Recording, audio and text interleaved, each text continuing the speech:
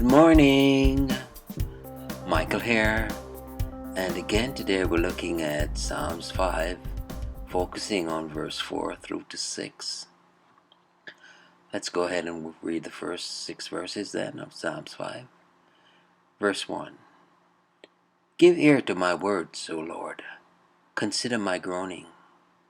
Give attention to the sound of my cry, my King and my God, for to you do I pray. O Lord, in the morning you hear my voice. In the morning I prepare a sacrifice for you and watch. Verse 4. For you are not a God who delights in wickedness. Evil may not dwell with you. Verse 5. The boastful shall not stand before your eyes. You hate all evildoers. Verse 6. You destroy those who speak lies. The Lord abhors the bloodthirsty and deceitful man. And so we turn to the treasure of David for the exposition. Verse 4. And now the psalmist, having thus expressed his resolution to pray, you hear him putting up his prayer. He's pleading against his cruel and wicked enemies. He uses a most mighty argument. He begs of God to put them away from him, because they are displeasing to God himself. For thou art not a God that hath pleasure in wickedness, neither shall evil dwell with thee. When I pray against my tempters, says David, I pray against the very things which thou thyself abhorrest. Thou hatest evil. Lord, I beseech thee, deliver me from it. Let us learn here the solemn truth of the hatred which a righteous man must bear toward sin. He has no pleasure in wickedness, however wittily, grandly, and proudly it may array itself. Its glitter has no charm for him. Men may bow before successful villainy, and forget the wickedness of the battling, the gaudiness of the triumph. But the Lord of holiness is not such a one as we are. Neither shall evil dwell with thee.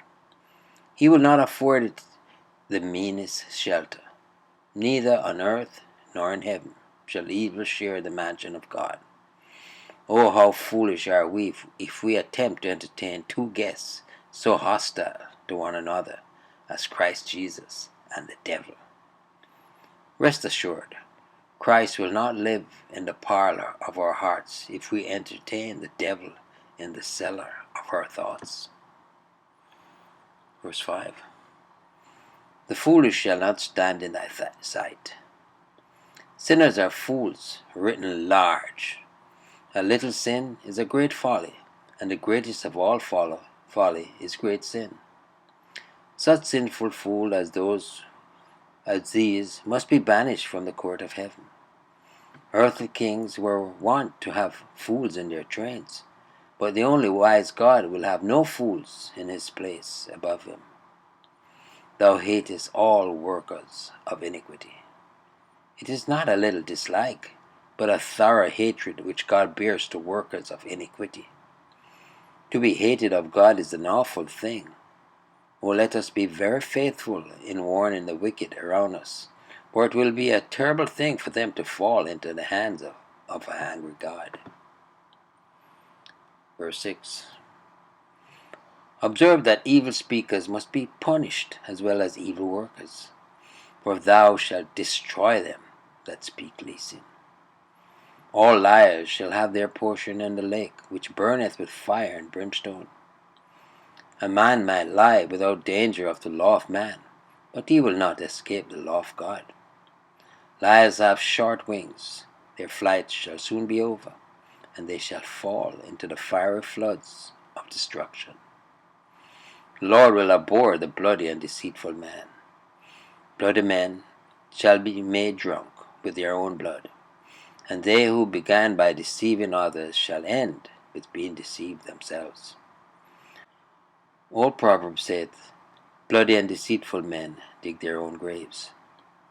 The voice of the people is in this instance the voice of God.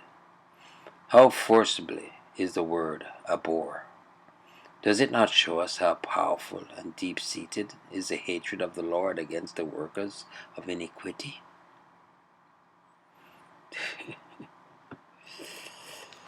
Boy,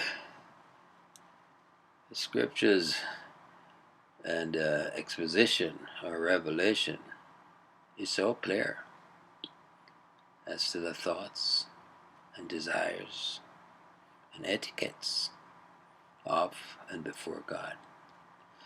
Trust you enjoyed the meditation. Michael here declaring yet again, Jesus is Lord. Until next time, be blessed.